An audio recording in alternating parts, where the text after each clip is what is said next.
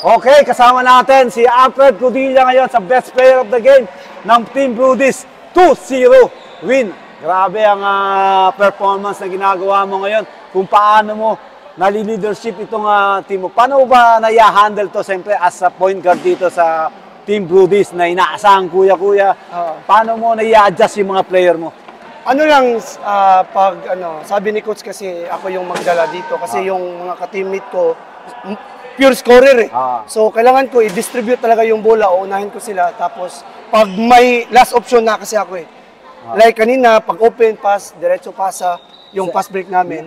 Ngayon kasi naging maganda na ang sistema ng Team Brudis ngayon mula nung baka ikaw yung lucky champ dito sa Brudis. Hopefully, coach. Siyempre alam naman natin ang Brudis talagang nakakarating ng finals, semifinals, baka ikaw na yung susi dito. Siyempre, Cudilla, anong dito sa mga team na to, saan ka nabibigyan? Except, defending champion, tinalo nyo ngayon. Siyempre, di ba?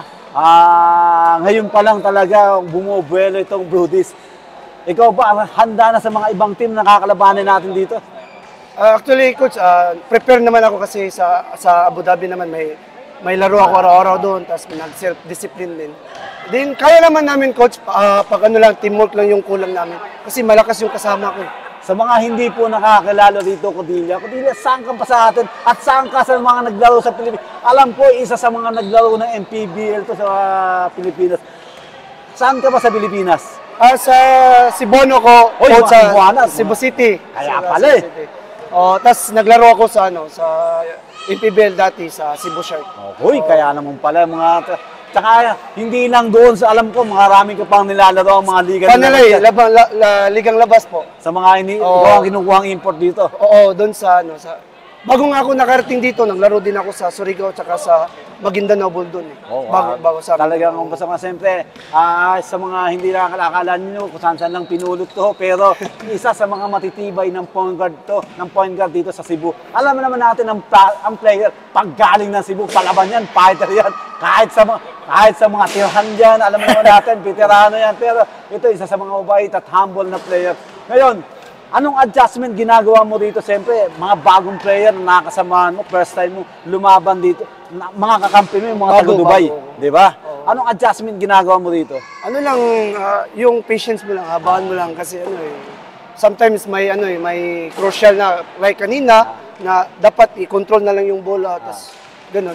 Yun lang, pag crucial, sa akin na yung Alam mo naman natin, ang veterano pagdating ng Batang Cebu. Sa mga taga Cebu dyan, mga hindi pa nakakapag-follow lang sa Jazzville. At mag-shoutout ka, batiin mo yung mga taga Cebu dyan.